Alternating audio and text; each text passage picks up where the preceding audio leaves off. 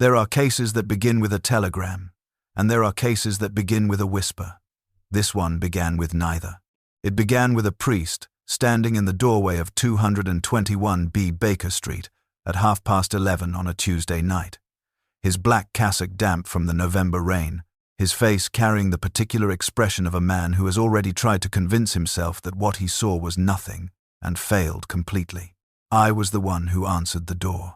Holmes had been playing violin for the better part of 3 hours, a long, winding piece that had no name and no ending, and Mrs. Hudson had retired early with a headache that she blamed on the weather and that I privately attributed to the violin. When the knock came, 3 sharp raps, then a pause, then one more. As though the visitor had lost his nerve midway through, I set down my medical journal and went to answer it myself. The man on the step was perhaps 55 years of age, with the broad shoulders of someone who had once been physically strong and the slightly stooped posture of someone who had spent decades bending over altar rails and kneeling on cold stone floors. His hair was grey at the temples, still dark at the crown, and his eyes, I noticed this immediately, because I am a doctor and I notice such things. His eyes had the red-rimmed, sleepless look of a man who had not had a full night's rest in some time. "Is this the residence of Mr. Sherlock Holmes?" he asked. His voice was low and careful, like a man accustomed to speaking in places where echoes carry. "It is," I said. "I am Dr. Watson. Please come in out of the rain." He thanked me and stepped inside, and I noticed that he brought with him the faint smell of church candles, that particular warm, waxy scent that clings to the robes of clergy, the way tobacco clings to Holmes's fingers. He carried a small leather satchel which he held against his side, with a grip that suggested the contents mattered to him considerably. Holmes, when I brought the visitor upstairs, was standing at the window with his back to the room, still holding his bow, though the violin had gone quiet. He did not turn immediately. He stood and listened to the sound of the priest crossing the room, the weight distribution, I supposed, or the precise rhythm of the footsteps on the floorboards. And then he said, without turning, "You've come from Street Anselm's in Whitmore Cross. You have not slept properly in 11 days. You are a man of considerable faith, Father, and it distresses you deeply that you have begun to doubt the nature of what you are witnessing in your own church." The priest stopped walking. He stared at Holmes's back with an expression that moved through surprise, then something approaching relief, and finally settled into a kind of exhausted gratitude, the look of a man who has been carrying something heavy alone and has finally found someone willing to share the weight. "How could you possibly know that?" he said. Holmes turned then. "You have candle wax on your left cuff, in a color particular to the beeswax candles used in high Anglican churches, not standard commercial varieties, which narrows the geography considerably. Whitmore Cross is the only parish within reasonable distance of London still using that supplier. The shadows beneath your eyes are consistent with prolonged sleep deprivation, rather than a single bad night. The skin has begun to change texture, not merely color, and the grip with which you are holding that satchel," Holmes crossed the room and gestured toward the man's arm, "suggests documents inside that you have read and reread many times, handling them so often they have likely creased along the same folds repeatedly. A man does not reread documents obsessively unless he is looking for an explanation he has not yet found." He settled into his chair and extended one hand. "Sit down, Father. Tell me about the ghost." The priest's name was Father Edmund Crail. He had served at Street Anselm's church in Whitmore Cross for 22 years, and in all that time, he told us, there had never been anything he could not explain. The church was an old one, parts of the foundation dated to the 12th century, and old buildings carry old stories. There were legends, of course. Every ancient church has them. A grey lady, seen in the crypt on feast days. A bell that rings on its own when a parishioner is about to die.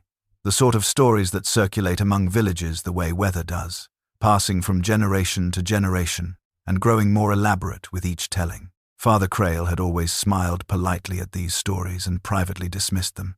He was a practical man beneath the vestments. He believed in God with a sincerity that went all the way to the bone, but he also believed in drafts, causing candle flames to flicker, and old bell mechanisms developing faults, and the human tendency to see patterns in coincidence. And then, 11 days ago, something happened that he could not explain.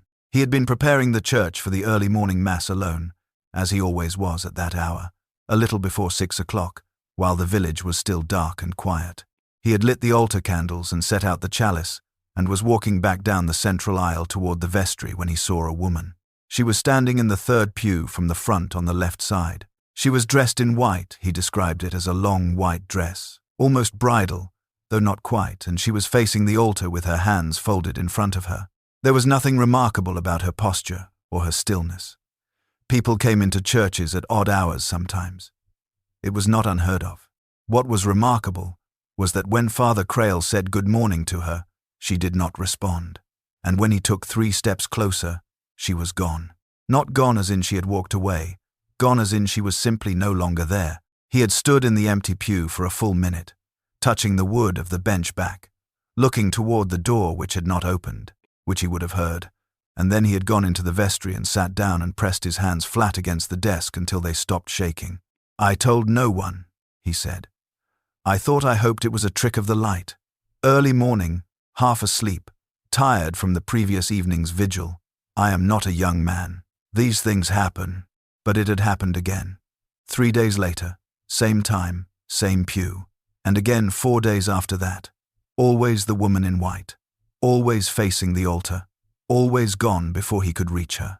And then, 6 days ago, Father Crail had gone into the crypt beneath the church to retrieve some stored hymnals, and he had found something that had driven the ghost entirely from his mind. He opened the satchel. Inside was a single sheet of paper, carefully preserved inside a stiff card folder. He placed it on the table between himself and Holmes, and I leaned forward to look. It was a page torn from what appeared to be a personal diary. The handwriting was small and cramped and clearly written in some agitation, because the letters pressed hard into the paper and several words were underscored twice. The date at the top was 7 weeks prior. The text read, "He knows what I found in the chapel. I have told no one, and still he knows. I cannot stay silent any longer, but I cannot speak. Either to speak is to condemn myself, along with him. The woman will not stop watching me from the garden. I think she knows too. I think everyone knows everything, and I am the only one pretending otherwise. If something happens to me, look beneath the stone near the font. Look there first." Father Crail looked at us both.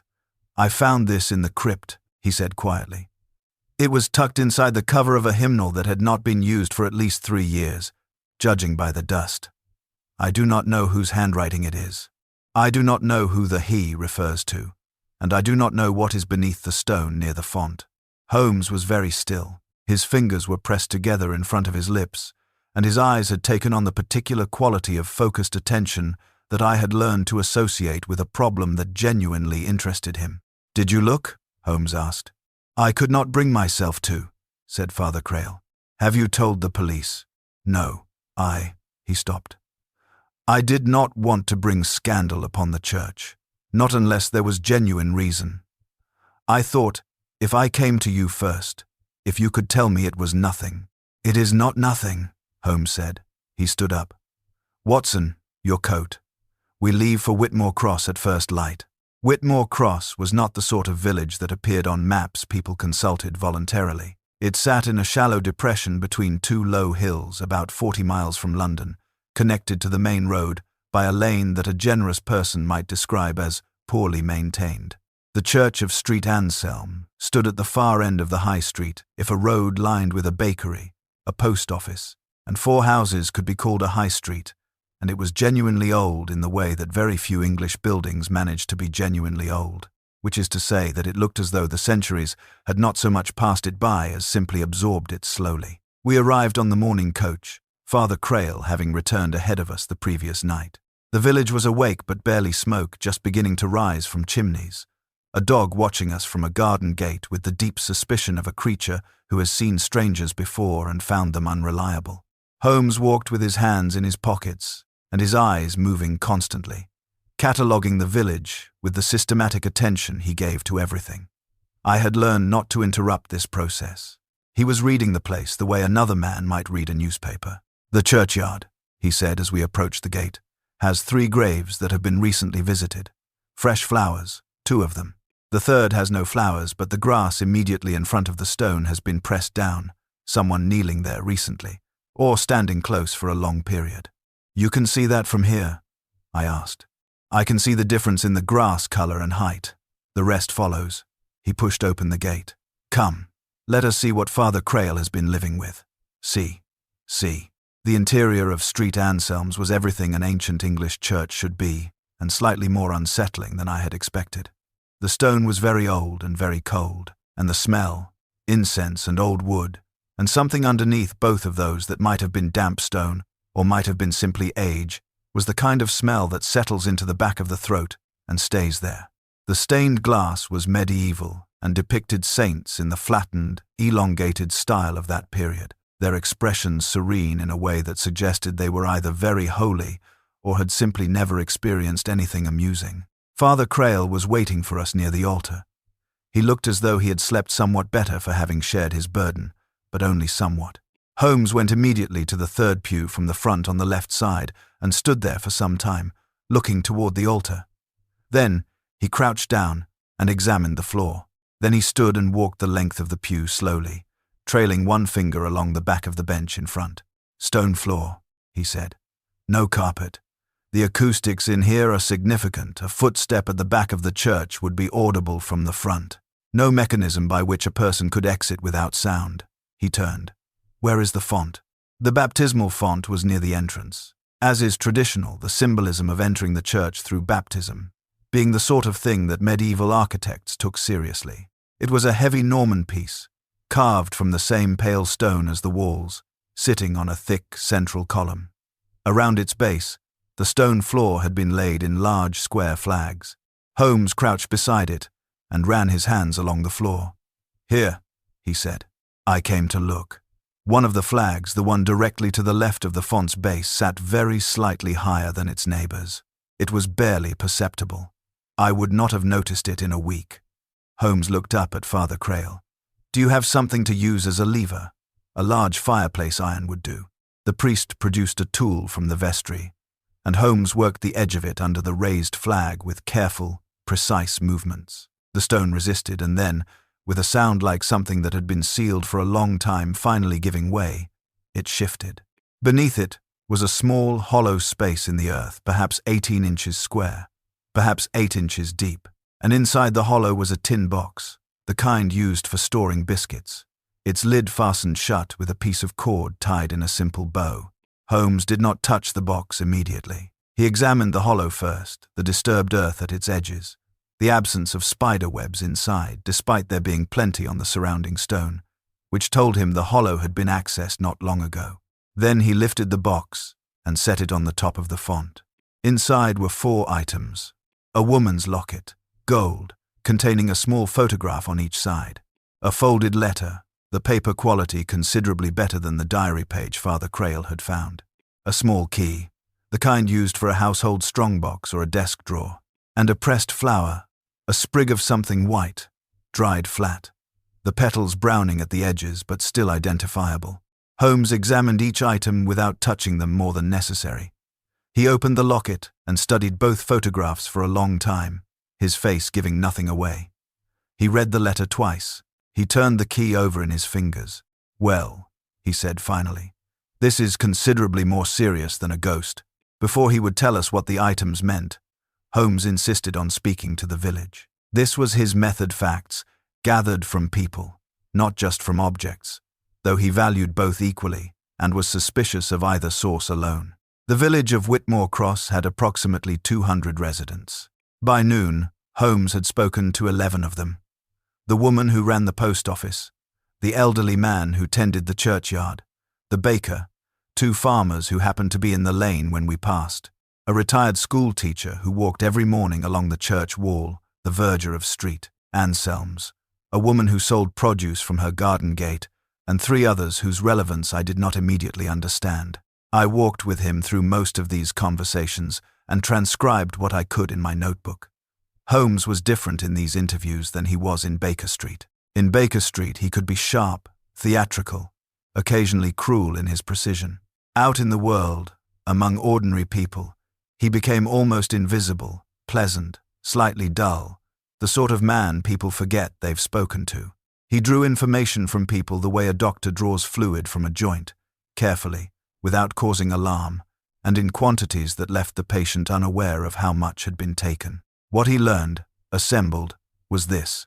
A woman named Margaret Voss had lived in Whitmore Cross until approximately 3 months ago. She was 31 years of age, had come to the village 7 years prior from somewhere north. No one was entirely certain where. She had rented a cottage on the edge of the village from a man named Aldous Prentice, who owned several properties in the area. She had been quiet, private, well-liked, in the moderate way that private people are liked, respected, rather than loved, noticed, rather than known. 2 months and 3 weeks ago, Margaret Voss had left the village, or so everyone assumed.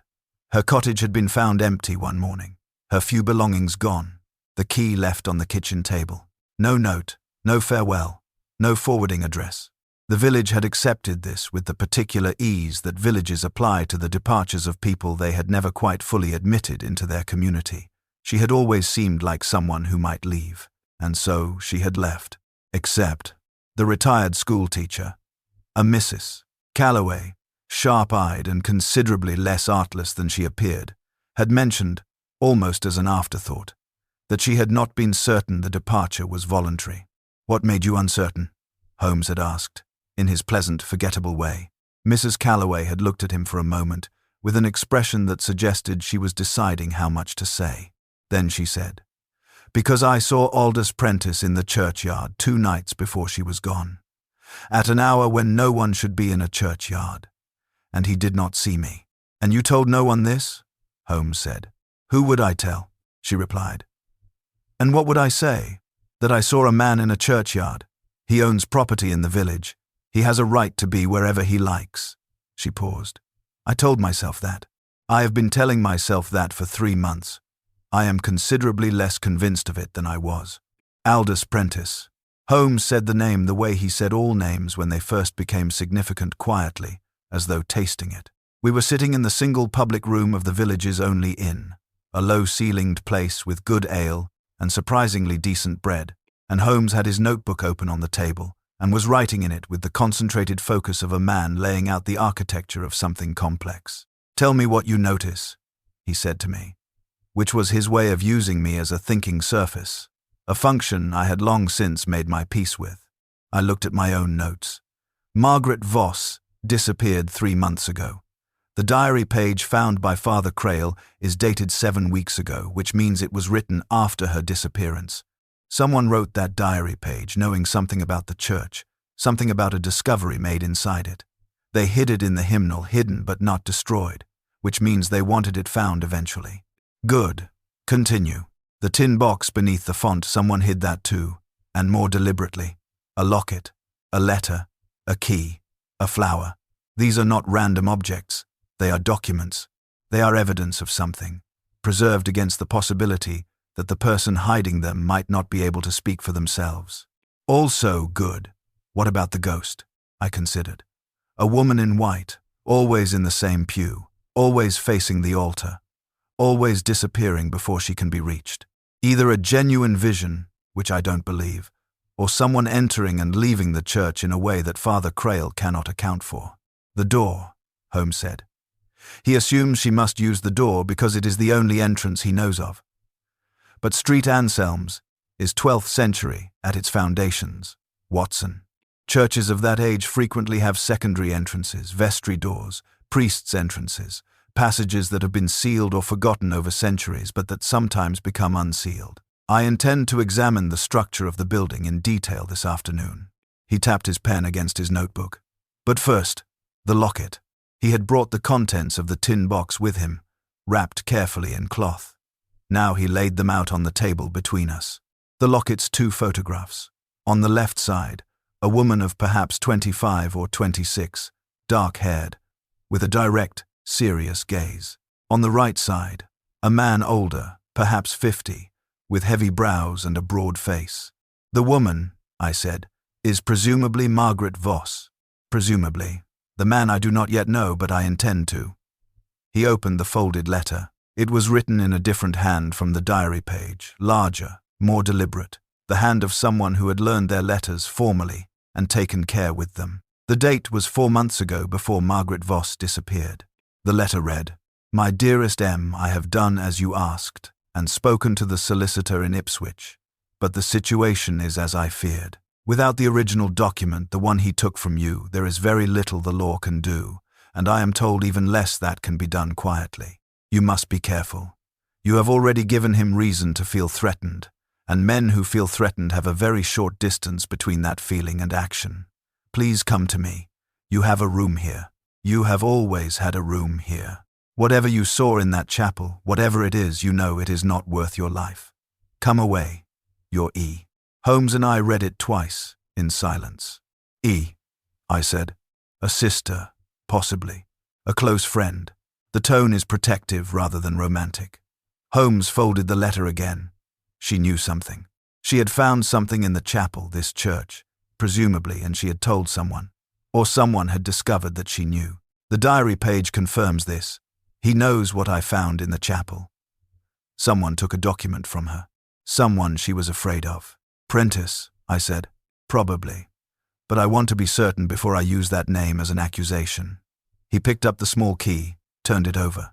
"This is the lock I am most interested in. A key without a lock is a question without an answer." He set it down. "And the flower." I looked at it. "White blossom. Could be several things. It is hawthorn. Specifically, a sprig of hawthorn blossom of the variety that grows against the north wall of St. Anselm's churchyard."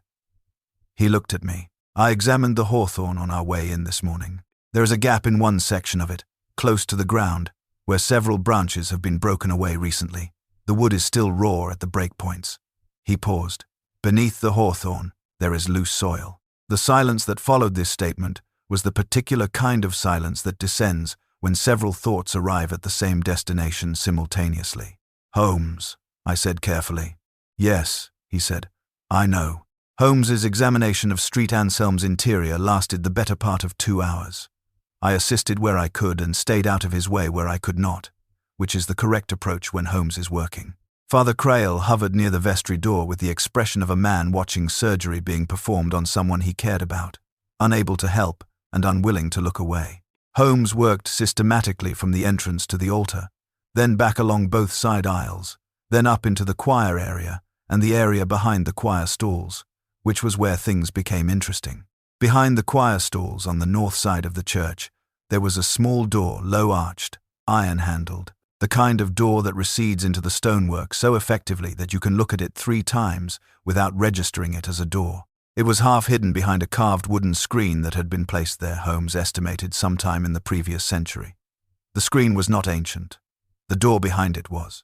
"Father," Holmes called, "when was this screen installed?" Father Crail came to look. I believe it was there when I arrived 22 years ago, before my time." "And the door behind it?" "I confess, I had never noticed. I mean, I was aware of its existence in a general sense. It leads to a passage that was sealed, I was told. There was some repair work on the north wall, years ago, and the passage was sealed," Holmes repeated. He pressed the iron handle. The door did not move initially. He applied more force, and something gave not a lock but simply the resistance of a door that had been shut for a long time and was now being asked to open. The passage beyond was narrow, low, and dark, smelling strongly of old stone and cold air. Holmes produced a small lantern from his coat. He carried one habitually, a habit Watson had noted and never ceased to find foresighted, and went in. The passage ran approximately 30 feet along the north wall of the church and emerged, through a second low door, into a small walled area between the church's north exterior and the churchyard boundary wall. It was essentially a hidden corridor between interior and exterior, invisible from either side unless you knew exactly where to look. Holmes crouched in the passage for some time, examining the floor. When he emerged, his face had the particular contained energy of a man who has found what he was looking for before he was fully certain what it was. "Used recently," he said. "Within the past 2 or 3 months. The dust is disturbed consistently, not a single passage but multiple, regular ones. Someone has been using this as an entrance and exit to the church without passing through the main doors." He brushed stone dust from his knees. "The woman in Father Crail's apparitions was not a ghost. She was a person who knew about this passage and used it deliberately. The question is why she chose to be seen. To be seen? Father Crail said. She was not hiding from you, Father. She was not careless. She wanted you to see her. She sat in the third pew from the front, facing the altar, at a time when she knew you would be alone in the church and would observe her. She wanted you to do exactly what you eventually did, be disturbed enough, frightened enough to seek help. But she could not simply walk up to you and explain, because— He stopped. Because she was afraid of being seen in the village, I finished. Or because she was not supposed to be alive, Holmes said. The name that the retired schoolteacher, Mrs. Calloway, had given Holmes in connection with Margaret Voss was Aldous Prentice. Holmes had learned a great deal about Aldous Prentice through the course of the morning's conversations, assembled from fragments the way a mosaic is assembled, each piece small, no one person having more than a corner of the picture. Prentice was 53 years of age. He had inherited property in and around Whitmore Cross from his father 20 years ago, and had increased his holdings since, so that he now owned or partially owned a significant portion of the land and housing in the area. He was not precisely disliked. He was the kind of man who is too powerful in a small community to be disliked openly, which is a different thing. People were careful around him. The careful, kind of careful. He had no wife, or rather, he had had a wife who had died 11 years ago, under circumstances that the baker had described as unfortunate, with a particular inflection that communicated volumes without committing to any of them. He had a daughter, now grown and living in London. He attended St. Anselm's on the major feast days and gave generously to the Restoration Fund. The cottage he had rented to Margaret Voss was one of 4 he owned at the edge of the village. Before her, it had been let to a series of tenants over the years, none of whom had stayed long. This detail might have meant nothing. Holmes noted it. What Holmes was specifically looking for, and what he had not yet found, was the solicitor connection. The letter in the tin box mentioned a solicitor in Ipswich and a document that had been taken from Margaret Voss, a document significant enough that its absence made legal action impossible. Holmes spent 30 minutes with the village postmistress, a woman of remarkable memory who maintained, without any official capacity to do so, a comprehensive mental record of every piece of significant mail that had passed through the village in the past decade. Letters from a solicitor's office, Holmes had said to her, addressed to Aldous Prentice, possibly within the past year. She had looked at him with the knowing expression of someone who has been waiting for someone to ask the right question. There were several, she said, through the autumn, stopping about 3 months ago. The timing of their stopping, Holmes said, coincides with the disappearance of Margaret Voss. Yes, said the postmistress. I had noticed that. A pause. I had told myself it was coincidence.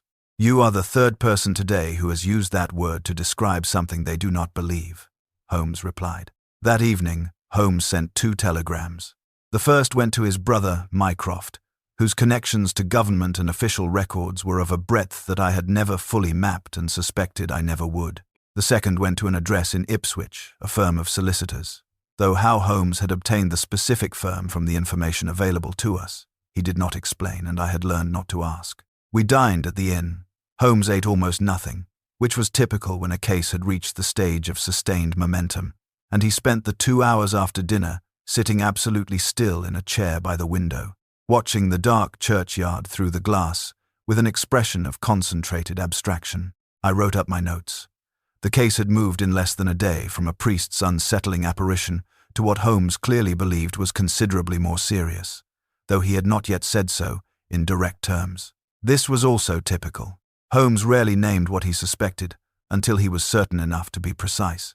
Naming a thing prematurely, he had told me once, gives it a shape that may not match the truth, and then you find yourself accommodating the truth to the shape rather than the other way around. The replies came the next morning. Mycroft's, delivered by a courier who appeared to have travelled through the night, was in his brother's characteristic style, dense, precise, without a syllable wasted. The property records for Whitmore Cross and surrounding area confirm A. Prentice as principal landowner. Of greater interest, the late Mrs. Prentice, Eleanor, née Hartwell, died 11 years ago of what was recorded as accidental drowning. The physician who signed the death certificate retired to the continent shortly afterward and has not practiced since. There is no record of any investigation. The daughter, Clara, now 26, residing at the address below, has not returned to Whitmore Cross in 7 years. I am told she declined to attend her father's most recent birthday gathering and has refused all contact with him. I offer this without conclusion, but with my usual assurance that conclusions, where appropriate, will be forthcoming. M. The solicitor's response was more cautious, as solicitors' responses tend to be, but it confirmed 2 things. The firm had indeed handled correspondence concerning a property dispute in Whitmore Cross, and they were in possession of a document that had been sent to them for safekeeping. They would not say by whom without authorization, some 4 months previously. Holmes read both letters standing at the window, and then stood for a long time without moving. "Watson," he said finally. "Yes?" "The flower in the tin box, the hawthorn from the north churchyard wall. I told you there was loose soil beneath the hawthorn where branches had been broken." "You did." "I did not examine that soil yesterday. I intended to, but the passage discovery redirected me." He turned from the window. "I think we need to do that now, before anything else." The north wall of St. Anselm's churchyard, in the morning light, was a different thing from what it had been in the warm yellow of the previous afternoon. The hawthorn grew thick and tangled against the old stone, white blossomed in places, dark branched in others. Holmes found the breakpoint he had noted and crouched beside it. The soil beneath was disturbed. Not freshly disturbed weeks ago and then left, the earth beginning to consolidate again under its own weight, but not so long ago that it had fully settled. Holmes pressed it with his fingers at several points, took out a small tool, and probed carefully. I stood back and watched. I had been present at excavations before, in other cases, and I had learned to observe from a distance in these moments, partly because getting in Holmes's way was counterproductive, and partly because I needed, sometimes, to be slightly removed in order to process what might be about to be found. What was found, approximately 18 inches below the surface, was a canvas bag, coarse woven, tied at the neck with a length of rope. Holmes did not open it at the sight. He lifted it carefully, noted the weight, and carried it to the church entrance, where we could examine it properly. Inside the canvas bag was a tin document case, of the kind used to protect papers from damp. Inside the tin document case, wrapped in waxed cloth, were papers. Holmes unwrapped them slowly, and I came to stand at his shoulder. They were legal documents, property documents, and as Holmes read through them, page by page, his expression did not change, but the set of his jaw altered slightly, which in Holmes was equivalent to another man's sharp intake of breath. "Land ownership," he said quietly. "This is a deed, a legal title document for a parcel of land to the north of Whitmore Cross. Current registered owner, Aldous Prentice." He turned to the second document. "And this is a prior title, recorded 23 years ago, in the name of Eleanor Hartwell Prentice. Eleanor, the wife who died." He held the documents side by side. "There is a discrepancy here that a competent solicitor would find immediately. The transfer of ownership from Eleanor's name to Aldous Prentice. It is dated 4 months after her death. The signature is hers." The silence stretched. "A dead woman signed a document 4 months after she died," I said. "She did not, of course. Someone signed it for her. Someone who had access to examples of her handwriting and the patience to reproduce it, or someone who paid to have it done. These documents, Eleanor's copies, the originals that Aldous Prentice had presumably believed were all accounted for, somehow came into Margaret Voss's possession. Possibly she found them in the property she was renting from Prentice. Possibly she found them here, in the church, where someone had hidden them." He looked up at me. "And this is what she found in the chapel. This is what she told the letter writer, her friend E, that she knew. This is the document that Prentice took from her." "Except he didn't take all of them," I said, looking at the papers in Holmes's hands. "No. She was clever enough to hide a copy. She hid this copy here, buried beneath the hawthorn in the churchyard. And she hid the key in the tin box beneath the font. The key, I now think, not to a physical lock but as a metaphor in the diary. She was documenting her knowledge in multiple locations, each one pointing to the others, so that even if Prentice found one, he would not find all." "Holmes," I said, Where is Margaret Voss? He looked at me steadily. That, he said, is the question I have been afraid to answer since yesterday morning. Holmes sent a third telegram, this one to Scotland Yard. Then he went to find Aldous Prentice. I went with him. This was not, in retrospect, a decision Holmes encouraged. He said nothing, but I recognized the particular silence with which he received my announcement that I was coming as the silence of a man who would prefer to have control over the conversation that was about to happen. I came anyway. I am a doctor. I have seen what the absence of a witness can allow a clever man to do with a version of events. Prentice's house was the largest in Whitmore Cross, set back from the lane behind a well-maintained garden. A solid, prosperous house, the house of a man who had spent decades making certain that what he owned was visible. Holmes knocked at the front door. The man who answered was the man from the photograph in the locket. Older, perhaps the photograph had been taken some years ago, but unmistakably, the same broad face, the same heavy brows.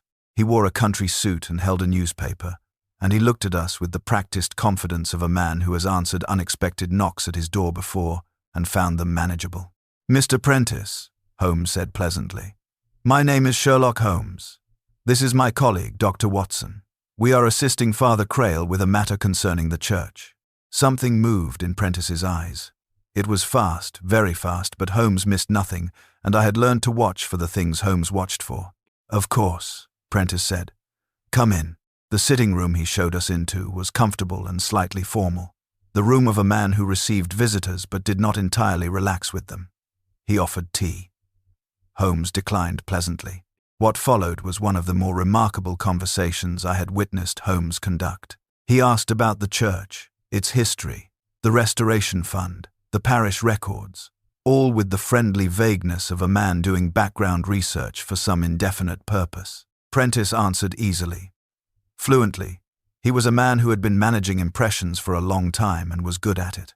And then Holmes said, I understand you knew Margaret Voss. The pause was so brief that I might have imagined it. She rented one of my cottages, Prentice said, for several years.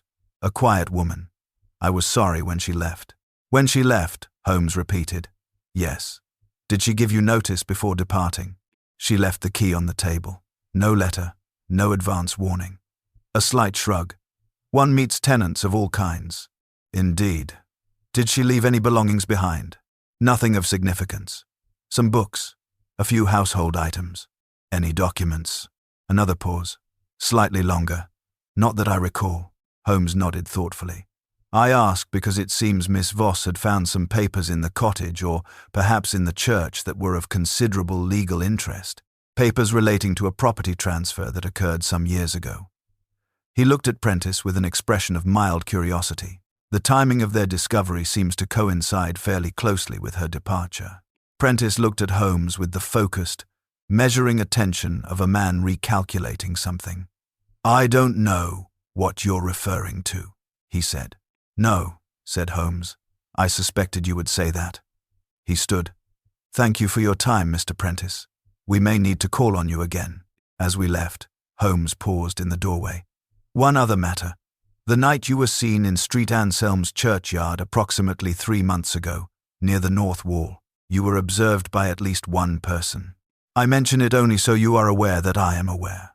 He smiled pleasantly. Good morning. We were halfway back down the lane when Holmes gripped my arm. Don't turn around, he said quietly. Walk naturally. The window of the sitting room Prentice is watching us from it. What was the purpose of that? I asked. To make him move, Holmes said. A man who believes he is safe sits still. A man who has been told that his safety is no longer guaranteed moves. He will go somewhere or do something within the next few hours that will be far more informative than anything he was willing to tell us in that sitting room. Holmes had arranged, while I was unaware of it, for the churchyard gardener, the elderly man he had spoken to the previous morning, to maintain a discreet observation of Prentice's house for the remainder of the day. The gardener, whose name was Horace and who was considerably more acute than his manner suggested, had been offered a payment that had, Holmes told me later, prompted genuine enthusiasm. Horace's report came at 3 o'clock in the afternoon. Prentice had left his house 45 minutes after our visit, on foot, walking north along the lane that led toward the edge of the village. The direction of the churchyard. We found him at the north wall. Or rather, Holmes had anticipated that we would find him there, and so we had taken a position behind the churchyard boundary from the east, approaching through the older section of the yard where the headstones were ancient enough to provide cover. Holmes moved with a silence that I had always found slightly unnerving in a man of his height, and I did my best to match it. Prentice was on his knees by the hawthorn. He had brought a tool, a hand trowel, and he was digging. He dug with increasing urgency, pulling branches aside, his movements losing their composure as the hollow he must have expected to find failed to yield what he was looking for. Because the documents were no longer there, Holmes had removed them that morning. Holmes waited until Prentice had fully registered the absence before he spoke. "They are in safekeeping," Holmes said. Prentice stood. He stood slowly, and when he turned, his face was difficult to read the expression of a man who has been moving through a crisis for a long time and has arrived at the point where the crisis resolves itself, one way or another. He was still holding the trowel. "Mr. Holmes," he said. "You can put that down," Holmes said, nodding toward the trowel. "I am accompanied, and a constable from the nearest town will be here within the hour. I sent for him this morning." Prentice set the trowel down. He looked, suddenly, much older than he had in the sitting room. "How much do you know?" he said. "Enough," Holmes replied. "But I would rather you told me the full account, for the sake of accuracy. There are aspects of the sequence that remain unclear to me, and I prefer clarity." What followed was not a confession in any theatrical sense. Prentice did not crumble or weep or produce dramatic speeches. He sat down on the low churchyard wall and spoke in the flat, tired voice of a man reciting facts he has been carrying for too long. The property documents were genuine. His wife Eleanor had inherited the North land from her family. When she died, he used the word arranged. He had arranged for the transfer of ownership to be managed in a way that predated, on paper, by some months, what actually occurred. He had a contact, a man skilled in document reproduction. It had cost money. He had considered it a practical solution to a problem. Margaret Voss had found the originals, Eleanor's originals, the copies she had kept herself in a private place, hidden within the cottage. She had known what she was looking at because she had some legal background, a year's training as a solicitor's clerk before she had come to Whitmore Cross. She had confronted Prentice. He had taken the documents she had found. He had told her that she had misunderstood, that she was wrong, that producing accusations against a man of his standing without evidence would damage her considerably more than him. But she had also sent copies to a solicitor in Ipswich before he had taken the originals. And she had buried more copies here, in the churchyard, in June. He had discovered she was corresponding with the solicitor. Here he stopped. "Mr. Prentice," Holmes said very quietly. "Where is Margaret Voss?" The silence that followed was long enough to hold everything that needed to be held. "She left," he said. "She did not," Holmes said. Prentice looked at the hawthorn. He looked at it for a long time. "I never intended," he began. "I think," Holmes said carefully, "that there is a distinction between what was intended and what occurred. And I think the constable, when he arrives, and the inspector from Scotland Yard, who will follow, will want to hear it, stated clearly. All of it. He did not make a scene of it. He did not run. He sat on the churchyard wall as the afternoon light faded over the old stones, and he told Holmes the truth, or something close enough to the truth that what remained unclear could be established through other means, and when the constable arrived, he went with him without resistance. The question I had not fully articulated, the one Holmes had been carrying throughout, resolved itself 2 days later. It resolved in the form of a woman who arrived at Street Anselm's on a Thursday morning, coming through the north passage behind the choir screen, and who sat down in the third pew from the front on the left side and waited. She was not a ghost. She was Margaret Voss, 31 years old, alive, and exhausted in a way that went considerably deeper than physical fatigue. She had not died. What had happened, and this she told us herself, in Father Crail's vestry, with her hands wrapped around a cup of tea, and her eyes moving between us and the door with the watchfulness of someone who has spent months being careful, was that Prentice had confronted her in the cottage. There had been a struggle. She had managed to leave barely, and with injuries that had taken weeks to heal. She had understood, clearly, that returning openly was not safe while Prentice remained free. The letter in the tin box was from her friend Eleanor, another Eleanor, not the dead wife. A friend from her years before Whitmore Cross, urging her to come away, to leave the documents and leave the village. Margaret had partially complied. She had left the village. She had not left the documents. She had stayed in the surrounding area, in an inn 12 miles away, recovering and waiting. She had known about the passage in the church. She had discovered it herself months earlier, exploring the building with the curiosity of someone who had spent a great deal of time in the churchyard near the north wall and had noticed things. She had used it to leave evidence. She had used it to be seen.